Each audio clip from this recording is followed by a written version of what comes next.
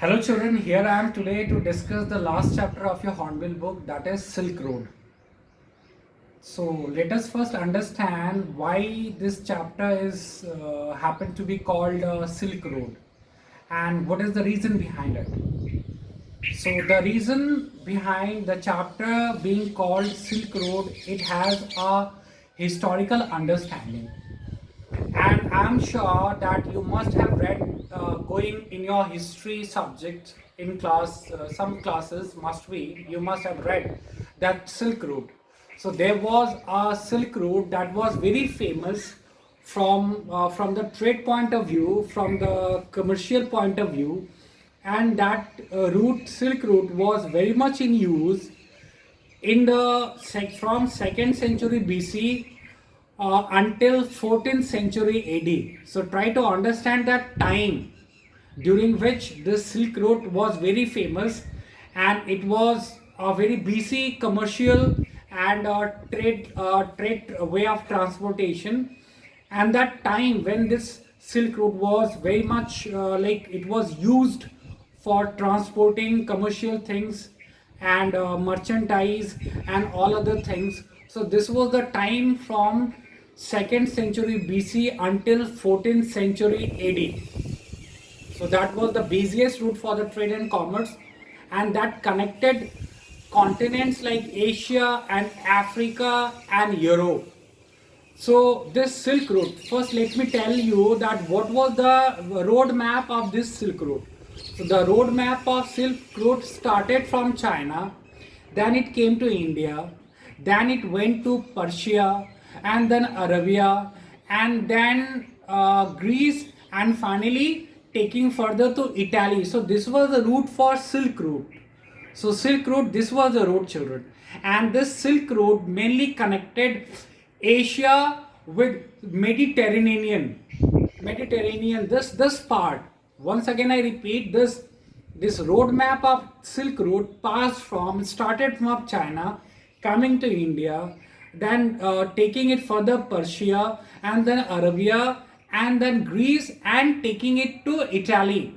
That means European countries. So this was a very busy, trade route and commerce route. And this chapter is called Silk Road based on this. I would tell you why this chapter is called Silk Road, because the origin, and now let us talk about the writer, the author of this chapter. So the author of this chapter is Nick Middleton. Let us talk about this author. So the author is Nick Middleton, and he is a Britishist. He is an Englishman, and basically professionally, if we see, so he is a geographer, and he has traveled more than 50 countries. He has traveled, he has been to more than 50 countries, and a particular television program that was broadcast around 2000, in the year 2000, and that became very popular. Now what was shown in that particular program, that TV channel, or that program, TV program, television program that was broadcast, into that it was shown that Nick Middleton going out and surviving in different cultures, meeting with the people of different cultures, and that particular TV channel, that program was called Going to Extremes. The name of that particular program was Going to Extremes, where Nick Middleton has described, surviving in most hostile conditions in different and diversified cultures, and people of different source and different origins, and from people from different civilizations and people from different cultures. So he is the protagonist, Nick Middleton. Nick Middleton is the protagonist of the chapter, and it is his, journey. This chapter is not a fictitious chapter. This not like any what we generally study in literature about some fictitious character, imaginative characters and plot. No. It's all about the Nick Middleton's journey to Mount Kailash, right?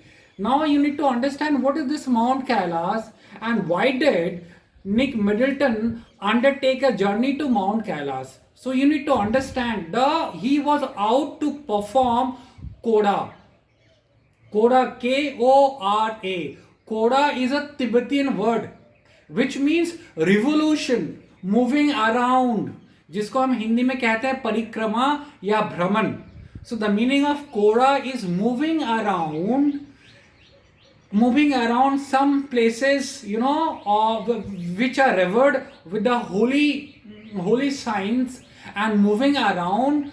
And this particular event you may take as a pilgrimage, or you may take as a source of tourism, or people also go for trekking and mountaineering. Different people, and it's a very famous tourist destinations, which is Mount Kailash is visited by lakhs of people from different parts of the world. So different people visit there for different purposes.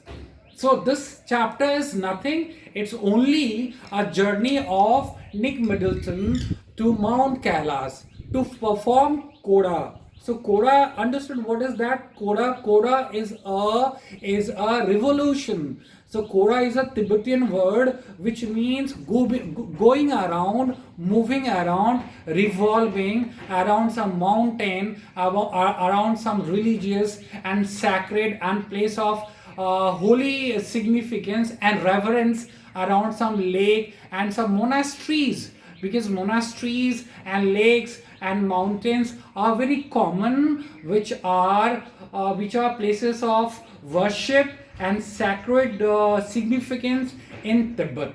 So this chapter is particularly this.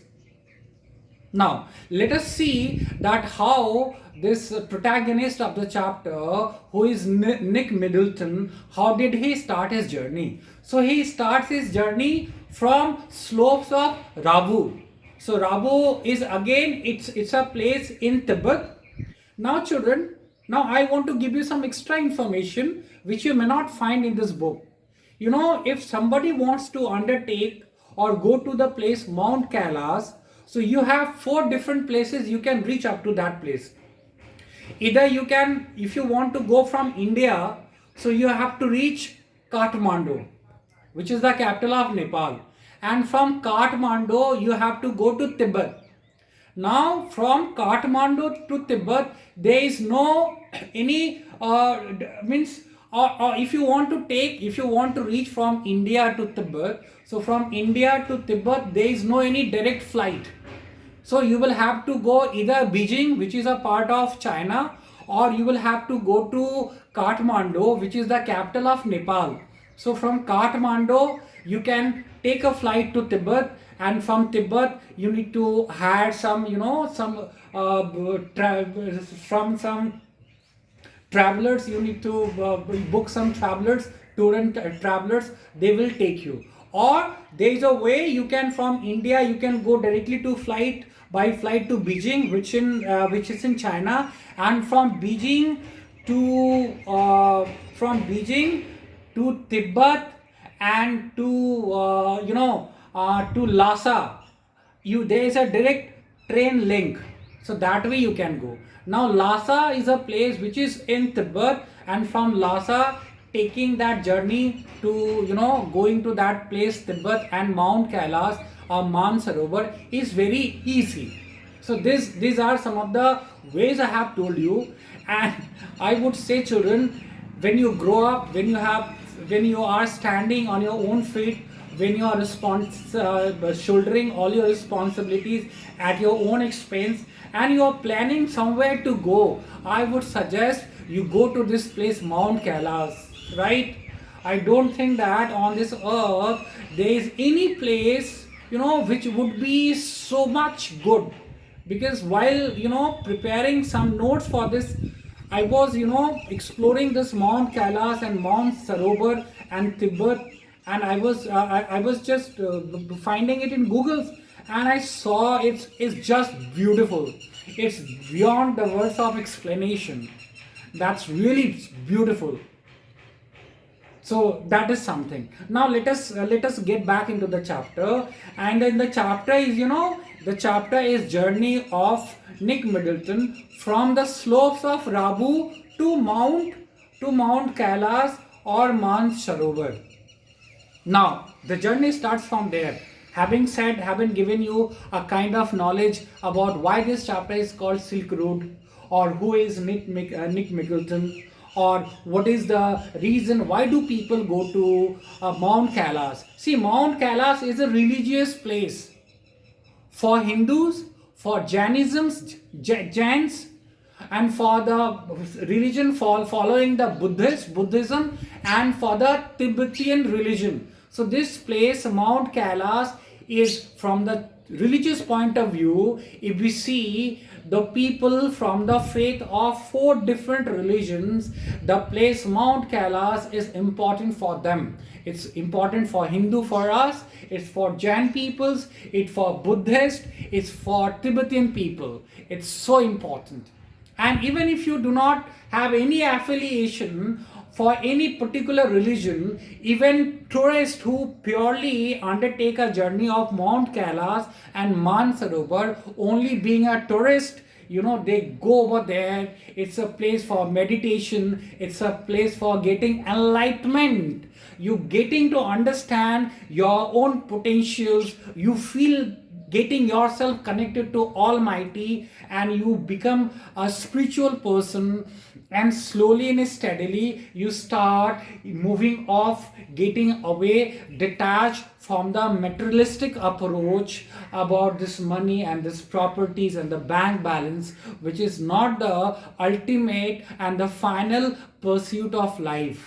See, children, you people are so young, you may not understand all this thing what I'm saying, but a point would come in your life when you would understand all these things. But I think, why not? If I can somehow relate this information to my children at the right age as into which you are, it will bring a real change in your understanding, in your ideas, in your ideologies. When there is so much of hatred and greed and difference of opinion, where the whole world is fighting and they are creating so much of differences.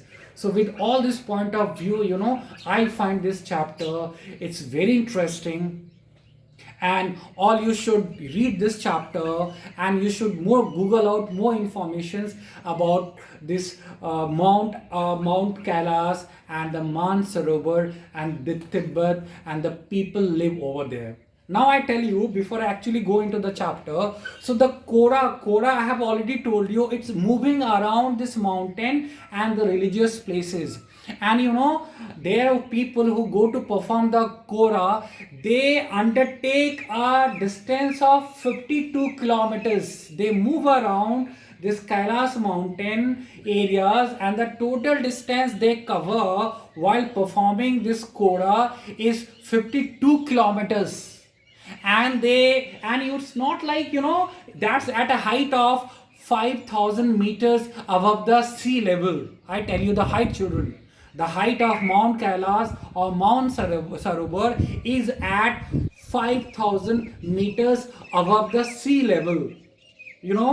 And there that there is a lot of problem you might have to face, but in spite of that problem, people take that distance, they cover that distance of 52 kilometers, and while moving they chant on mantras, and they have some instrument of the religious values. They keep on moving, rotating in their hands, and they do yogas and they do meditations, and they feel there is no noise, the place is full of sanctity, there is total peace, and the view all around, you find mountains and whose peaks are covered with the snow. There are lakes, the water is crystal clear, right? You see all these things are there. And sometimes even people, when they perform this Kora, they perform prostrate. You understand the meaning of prostrate is they lie flat on the ground, and then they again stand up, and then again they bend down and they lie flat, and doing this complete performing this prostration, they complete this Kora, which is a distance of 52 kilometers. So now you can understand, children, I'm speaking so much just to give you that insight that why do people undertake so much of physical pain and exhaustion to perform that process, that religious things called Kora. Now come back to the chapter. Now in the chapter is all about Nick Middleton's journey. Now he starts his journey from the slopes of Rabu. And there, finally when he starts his journey from Rabu, slopes of Rabu, there was Lama. Lama is spelling Lhama. The meaning of Lama is goddess sister. So there was a person, known lady, she gifted the protagonist, the author Middleton, full sleeved sheepskin coat, because somebody told this Lama, this sister goddess, that Middleton, the author, was going to perform Kora, which is a place situated at a quite a greater height, and there is there is a cold, and that's why Lama, this goddess sister, to bid farewell, gave the protagonist a sheepskin overcoat. And from there, this Nick Middleton, he starts his journey. There he also had Taschen, Tsetan, Taschen. Who was Taschen? Taschen was the driver whose car the author, the protagonist, hired, because he hired a person who would take him driving to that mountain. And he also takes along a person called Daniel, Daniel. Daniel, you might call, he was a companion, he was a guide, he was there to scout. Now with these three persons, they start their journey. Now when they start their journey, this station, the driver informs that they would take a route which is going to be very shortcut, and that would go from southwest direction. And while if they took that road, that track, they would have to cross many mountain passes. Now what are these mountain passes? Mountain passes, this is the mountain, so the gap between two mountains, from where you can cross, that is called mountain passes. Because in our northern we see Himalayas. Himalayas is a series of mountains, it's not a single mountain. So the gap between two mountains, that is called passes, and from there they would have to cross.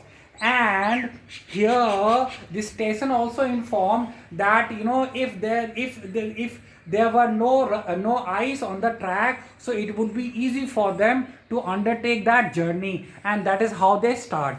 Now going further to the journey, they passes many hills, many valleys, and now they come across some different kind of animals. Children, try to understand. Tibet is a place situated at a height of almost 5,000 meters from the sea level. So the plants they grow, it's different. The animals which are found there, they are supposed to be different. So they happen to see a group of animals called hazels and the donkeys, and there were shepherds who were minding the cattle in the field. Now when they moved further, they also happened to see some huts, small dark houses, and those huts and those houses were the home of nomads. Now you understand nomads. Those places are hilly areas. So the people are mostly nomads, because they do not have any permanent means of settlement. So they keep on moving from one place to another. So those small huts were the homes for the nomads, and outside their houses there were mastiffs, Tibetan mastiffs. Now what are these Tibetan mastiffs? These Tibetan mastiffs were the big size and fearful dogs. They bark and they make fearful sound, and they have big jaws, and when the car approached their huts, so these mastiffs, Tibetan dogs, chased after them, and they started barking and they started making ferocious sound.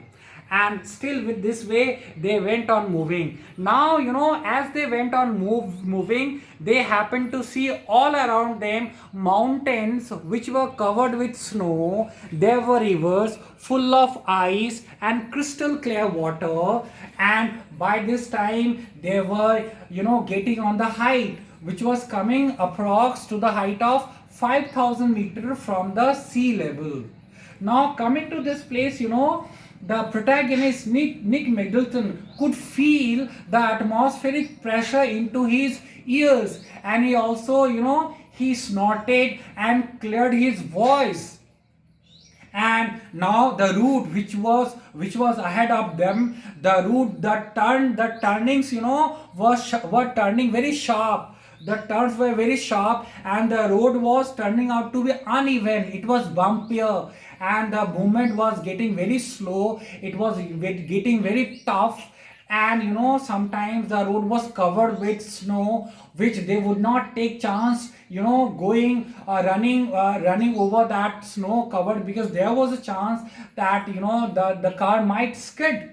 And that's why they had to get down from the car. They had to fling dust on the ice, and that's how they kept on moving.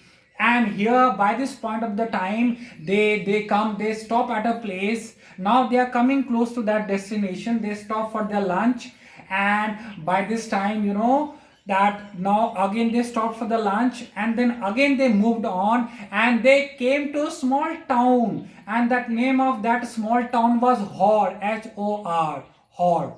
So that town, but the Middleton, the author, the protagonist, the Middleton described the place Hor, that he got very disappointed, because he had read Hor as a different place. He had imagined Hor as a different place. But when he visited, he found these people going over there. They created a lot of mess.